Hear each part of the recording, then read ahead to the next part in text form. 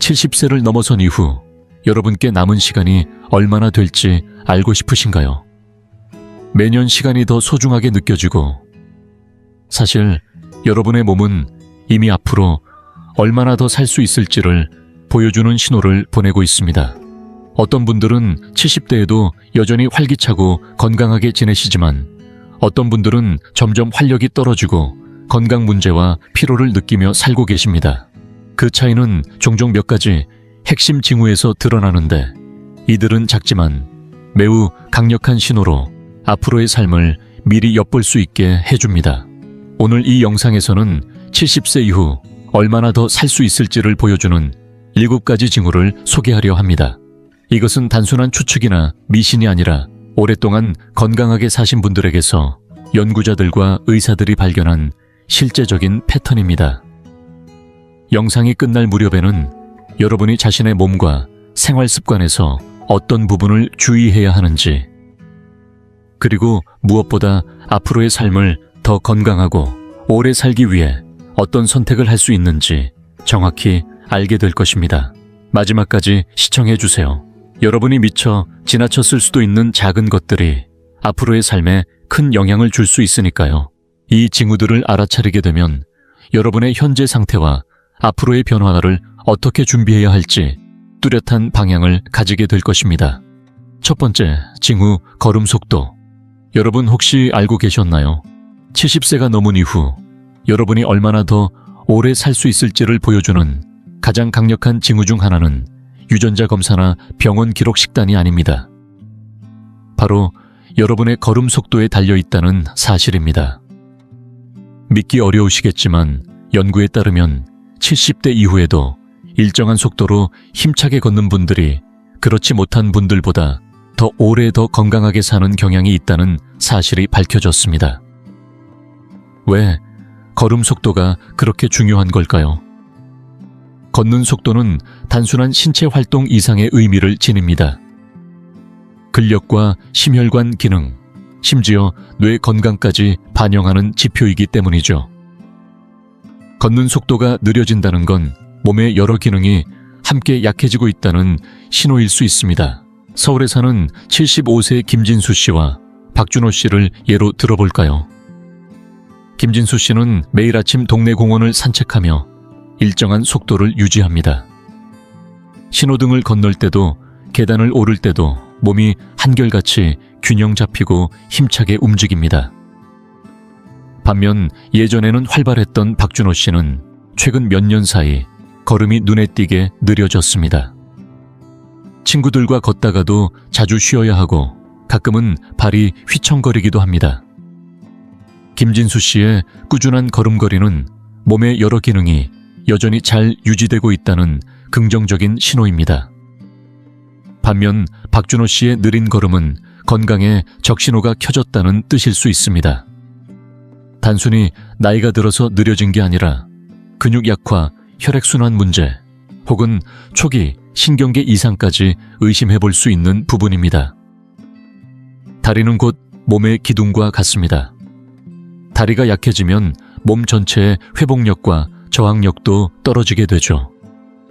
하지만 좋은 소식도 있습니다. 걷는 속도는 노력으로 개선할 수 있다는 점입니다. 자주 걸을수록 다리는 더욱 튼튼해지고 몸의 활력도 유지됩니다. 혹시 요즘 예전보다 걷는 속도가 느려졌다고 느끼신다면 그냥 넘기지 마시고 지금부터라도 작은 실천을 해보세요. 하루에 조금이라도 더 걸어보고 가벼운 아령을 들거나 의자에 앉아서 다리 근력 운동을 해보는 것도 좋습니다. 결국 얼마나 빠르게 인생을 걸어가는지가 여러분의 수명을 말해줄 수 있습니다. 지금 여러분의 걸음 속도를 한번 점검해보세요. 이것이야말로 가장 쉽고도 확실하게 건강을 확인하는 방법일지도 모릅니다.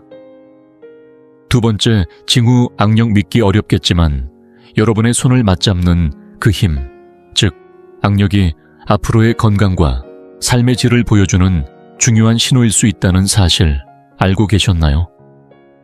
연구에 따르면 악력은 노년층의 전반적인 활력과 근육 건강을 가장 잘 나타내는 지표 중 하나라고 합니다. 단단하고 안정된 악력은 튼튼한 근육, 원활한 혈액순환, 그리고 건강한 신경계까지 잘 유지되고 있다는 신호입니다. 반면 악력이 약해지거나 점점 줄어드는 건 근육량 감소와 노쇠에 더 나아가 건강 문제로 이어질 수 있다는 경고이기도 합니다. 대구에 사는 78세의 이성민 씨는 평소 악력이 좋다는 자부심이 있었습니다. 꾸준히 가벼운 아령 운동을 하고 마트에서 장바구니를 들 때도 전혀 문제를 느끼지 않았죠.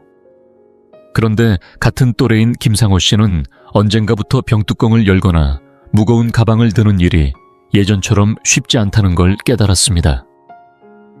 처음에는 나이 탓이려니 하고 대수롭지 않게 넘겼지만 사실 그의 약해진 악력은 몸속 근육량 감소의 신호였고, 이는 낙상이나 골절, 심지어 기대 수명까지 줄어들 수 있는 위험 요소였습니다. 우리의 손은 단순히 물건을 쥐는 도구가 아니라 전반적인 근육 건강의 거울과도 같습니다. 손의 힘이 약해진다는 건 몸 전체가 약해지고 있다는 뜻일 가능성이 크죠. 그리고 근육이 줄어들수록 독립적인 생활을 유지하기도 점점 더 어려워집니다. 하지만 다행히도 악력은 꾸준한 노력으로 얼마든지 다시 키울 수 있습니다. 테니스공을 쥐거나 손목 근력기구를 사용해보고 가벼운 덤벨을 들며 손과 팔 근육을 단련하는 것만으로도 큰 도움이 됩니다.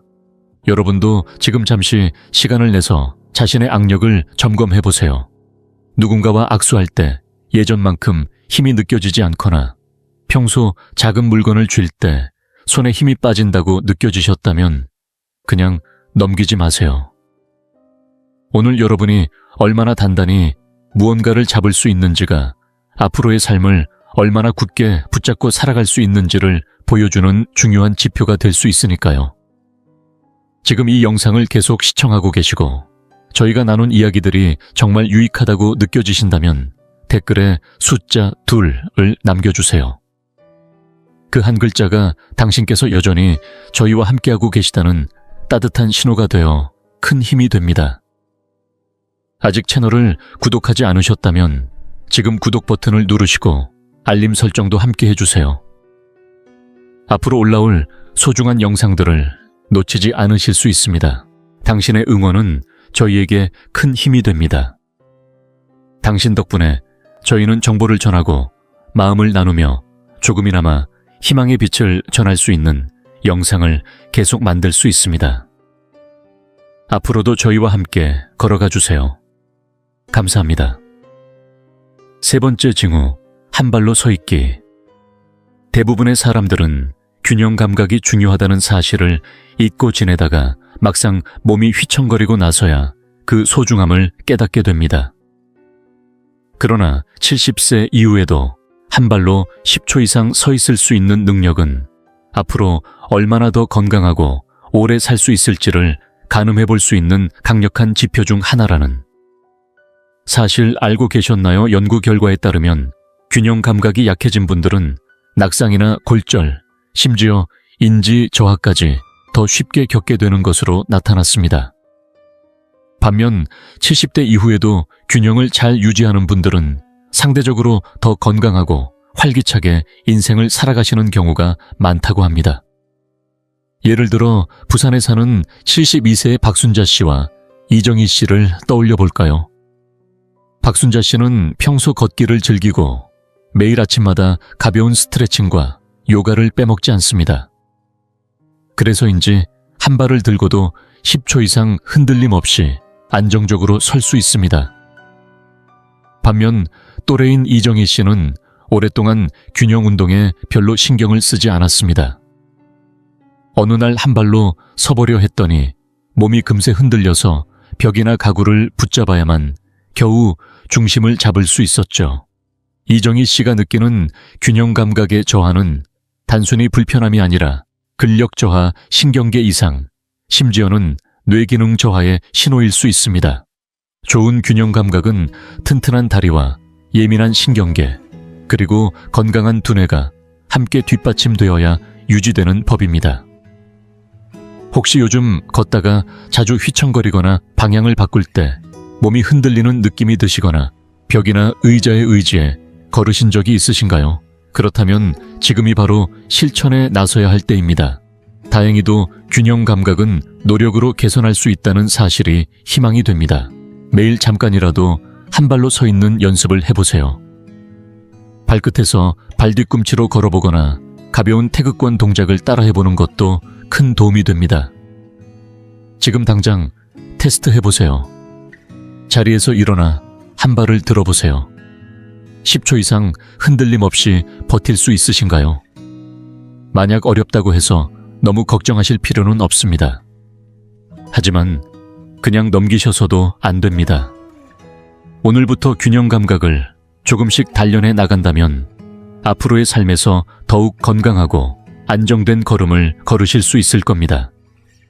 네 번째 징후, 수면 패턴. 밤에 얼마나 깊이 잘 자고 있는지가 여러분이 앞으로 얼마나 오래 그리고 건강하게 살 수 있을지를 알려주는 중요한 신호라는 사실 알고 계셨나요? 수면은 단순히 몸을 쉬게 하는 시간이 아닙니다. 몸이 스스로를 회복시키고 면역 체계를 강화하며 뇌에서 독소를 배출해 건강을 유지하는 소중한 시간입니다. 연구에 따르면 70세가 넘은 분들 중에서 일정한 수면 패턴을 지키며 깊고 질 좋은 잠을 자는 분들은 더 오래 더 건강하게 사는 경향이 있다는 사실이 밝혀졌습니다. 반면에 밤마다 잠을 설치거나 쉽게 깨는 분들은 기억력 저하, 심장질환, 면역력 약화 등 다양한 건강 문제를 겪을 가능성이 높다고 합니다. 예를 들어볼까요? 인천에 사는 75세의 최영호 씨와 박태수 씨 모두 70대 중반입니다. 최영호 씨는 매일 같은 시간에 잠자리에 들어 약 7시간 정도 깊은 잠을 자고 아침에 상쾌하게 눈을 뜨는 편입니다. 반면 박태수 씨는 한밤중에 자주 깨고 이리저리 뒤척이다가 잠이 오지 않아 다시 잠드는데 애를 먹곤 합니다. 시간이 흐르면서 최영호 씨의 몸과 마음은 꾸준히 건강을 유지하며 하루하루를 활기차게 보냅니다. 하지만 박태수 씨는 뇌가 자주 멍한 상태가 되고 낮에도 피로감을 느끼며 혈압까지 불규칙하게 오르내리기 시작했습니다. 이 모든 변화가 그의 수면질 저하와 관련이 있다는 사실을 아시나요? 혹시 여러분도 밤사이 자주 깨거나 잠들기 어렵거나 충분히 잤는데도 아침에 개운하지 않은 날이 반복되시나요? 그렇다면 결코 대수롭지 않게 넘길 일이 아닙니다. 몸이 보내는 중요한 신호일 수 있기 때문입니다.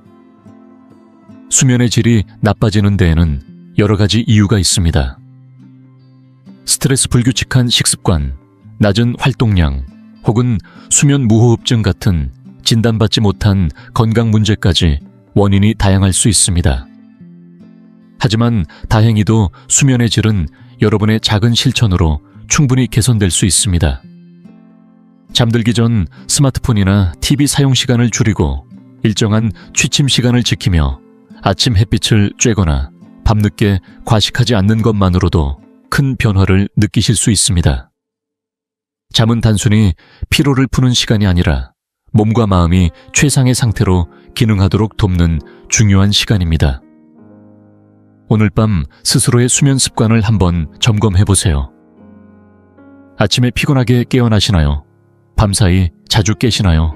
아니면 예전보다 수면 패턴이 달라지셨나요? 이제는 작은 변화라도 실천해 볼 때입니다. 여러분이 오늘 얼마나 잘 주무시는지가 앞으로 얼마나 건강하고 강하게 살 수 있을지를 결정짓는 중요한 열쇠가 될 수 있으니까요. 5번째, 징후, 식욕과 식습관. 70세 이후의 식습관은 앞으로 얼마나 건강하게 오래 살 수 있을지를 보여주는 강력한 신호 중 하나라는 사실 알고 계셨나요? 균형 잡힌 식사와 건강한 식욕은 몸의 힘을 지키고 면역 체계를 튼튼히 하며 활력을 유지하는 데 큰 역할을 합니다. 반면 갑작스럽게 식욕이 줄어들거나 식습관이 흐트러지면 몸에 숨어있던 건강 문제가 드러날 수도 있고 노화를 더 빠르게 앞당길 수도 있습니다. 예를 들어볼까요? 광주에 사는 74세의 김명자 씨와 이순희 씨를 떠올려 보세요. 김명자 씨는 식사를 즐기며 제철에 나는 싱싱한 채소와 다양한 음식을 골고루 섭취하며 체중도 안정적으로 유지합니다. 매끼 식사를 직접 준비하는 데서 보람을 느끼고 식사를 마치고 나면 하루가 활력이 넘친다고 하죠. 반면 또래인 이순희 씨는 언젠가부터 예전만큼 배가 고프지 않다고 느끼기 시작했습니다. 끼니를 자주 거르거나 간편식이나 가공식품에 의존하게 되었고 작년 한 해 때 해 동안 의도치 않게 체중이 빠져버렸습니다. 이순희 씨가 놓치고 있던 것은 식욕 저하가 단순한 변화가 아니라는 점이었습니다.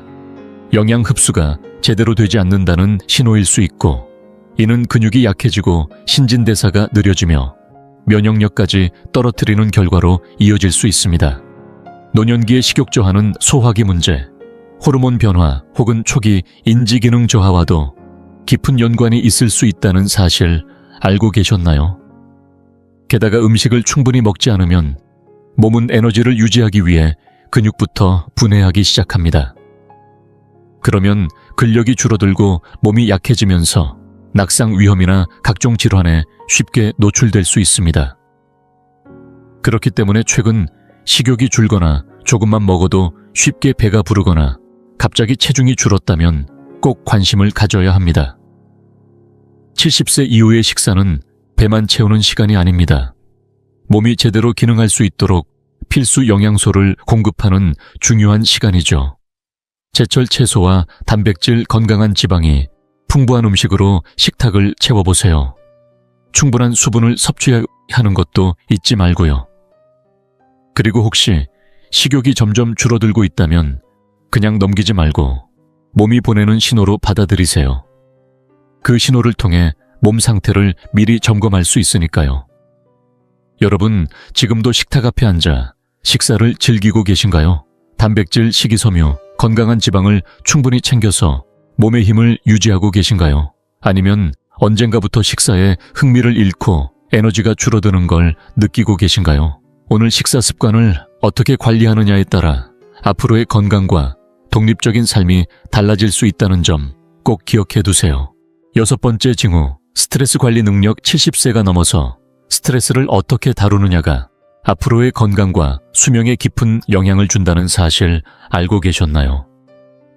스트레스는 단순히 기분에만 영향을 미치는 것이 아닙니다.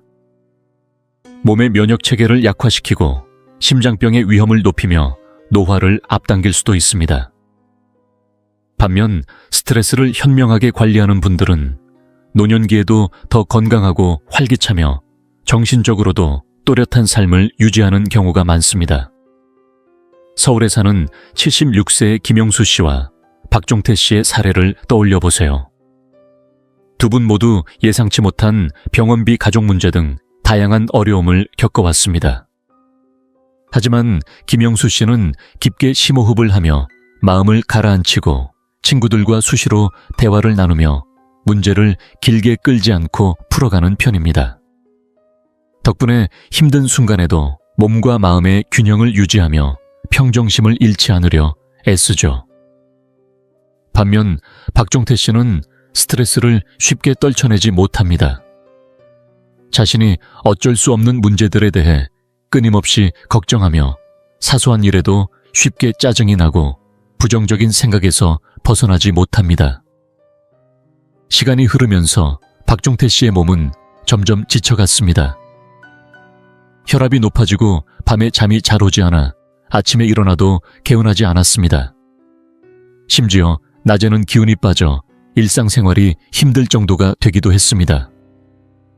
이렇게 장기간의 스트레스는 몸에 염증 반응을 일으켜 알츠하이머부터 심장질환까지 거의 모든 노화 관련 질환의 위험을 높이는 것으로 알려져 있습니다. 혹시 여러분도 최근 자주 예민해지거나 작은 일에도 쉽게 화가 나거나 마음이 쉽게 지치고 무력감을 느끼시나요? 그렇다면 이 부분을 그냥 넘기지 마세요. 명상, 가벼운 운동, 깊은 숨 고르기, 혹은 친구와의 대화처럼 스트레스를 관리할 수 있는 작은 습관을 실천해 보세요. 도전이 닥쳤을 때 여러분은 금방 적응하며 앞으로 나아가시나요? 아니면 걱정을 붙잡고 스트레스에 휩싸이시나요? 문제를 해결하려는 마음가짐과 자신이 통제할 수 있는 부분에 집중하는 태도는 단순히 정신 건강을 지키는 데 그치지 않습니다. 얼마나 오래 그리고 얼마나 건강하게 살아갈 수 있는지를 결정짓는 핵심 요소가 될 수 있습니다. 지금 바로 스트레스를 다루는 방식을 돌아보세요. 앞으로의 삶을 건강하게 활기차게 살아가기 위해서는 스트레스 관리가 필수라는 사실을 꼭 기억해 두세요. 7번째 징후, 사회적 연결. 여러분 70세 이후에 건강하고 오래 사는데 중요한 역할을 하는 것 중 하나가 바로 사람과의 관계라는 사실 알고 계셨나요? 연구 결과에 따르면 친구 가족 지역 사회와의 끈끈한 관계를 유지하는 사람들은 그렇지 못한 사람들보다 더 건강하고 활기차게 인생을 살아가는 경향이 뚜렷하다고 합니다. 반면에 외로움은 심장질환, 우울증, 인지기능 저하, 심지어는 사망 위험까지 높인다는 연구 결과가 꾸준히 나오고 있죠. 그만큼 누군가와 이어져 있다는 것은 단순한 감정적 지지를 넘어 실제로 신체 건강에도 큰 영향을 준다는 의미입니다. 대전에서 사는 78세의 김영숙 씨와 박정희 씨의 이야기를 들어보실래요? 김영숙 씨는 여전히 친구들과 자주 연락하며 동네 독서 모임에도 꾸준히 참여합니다. 가족과 함께하는 시간을 소중히 여기고 이웃들과 나누는 대화에서도 웃음을 잃지 않으시죠. 덕분에 주변 사람들과의 관계 속에서 하루하루가 풍성하게 이어지고 있습니다. 하지만 박정희 씨는 예전에는 활발하던 친구 관계가 하나둘 멀어지고 가족에게도 연락을 자주 하지 않게 되면서 점점 혼자 있는 시간이 많아졌습니다. 그렇게 시간이 흐르자 외로움이 서서히 스며들었고 기분도 가라앉으며 건강까지 조금씩 나빠지기 시작했습니다.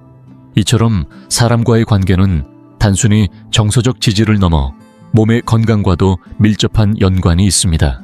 누군가와 이야기를 나누면 뇌가 더 활발히 움직이고 스트레스가 줄어들며 몸 안에서는 건강을 지켜주는 호르몬이 분비되어 활력을 주기도 하죠. 혹시 요즘 사람 만나는 게 귀찮아지고 전화 통화나 모임이 줄어들진 않으셨나요? 그렇다면 지금이 바로 작은 변화를 시작할 때입니다. 사람과 이어져 있다는 건 반드시 매일같이 북적이는 모임에 참석하라는 의미가 아닙니다. 그보다는 예전 친구에게 안부를 묻거나 동네 문화센터 프로그램에 참여해보거나 하루 한 번이라도 의미 있는 대화를 나누려는 작은 노력이면 충분합니다. 오늘 맺는 관계 하나하나가 앞으로의 건강과 수명에도 영향을 줄 수 있다는 점 잊지 마세요.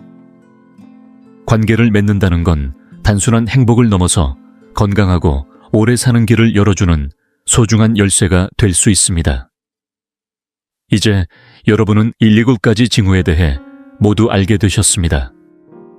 잠시 멈춰서 지금 여러분의 상태를 되돌아보세요. 여전히 힘차고 자신감 있게 인생을 걸어가고 계신가요? 아니면 어느새 작은 변화들이 찾아와서 몸이 보내는 경고음을 듣고 계신가요?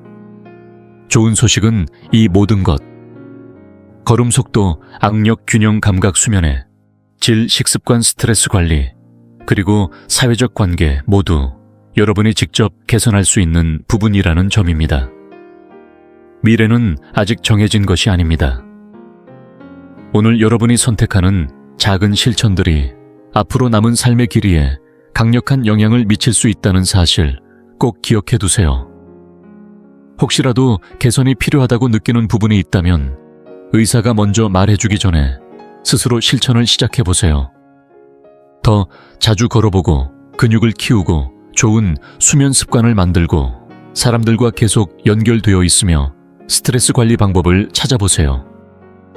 우리가 바라는 것은 단순히 오래 사는 것이 아닙니다. 더 나은 삶을 살기 위해 노력하는 것입니다.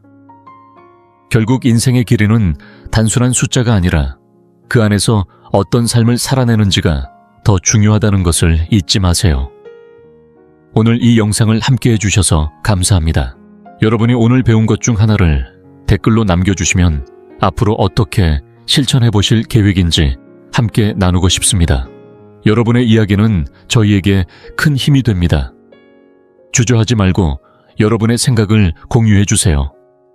여러분의 댓글을 읽으며 큰 동기와 용기를 얻고 있습니다. 이 영상이 유익하고 흥미로우셨다면 주저하지 마시고 좋아요를 눌러주시고 채널 100세 인생 이야기를 구독해 주세요. 또한 이 영상이 필요할 것 같은 분들에게 공유해 주시면 큰 힘이 됩니다.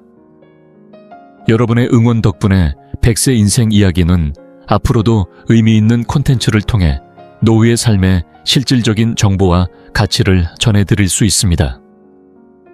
함께해 주셔서 진심으로 감사합니다. 다음 영상에서 다시 뵐 수 있기를 기대하겠습니다.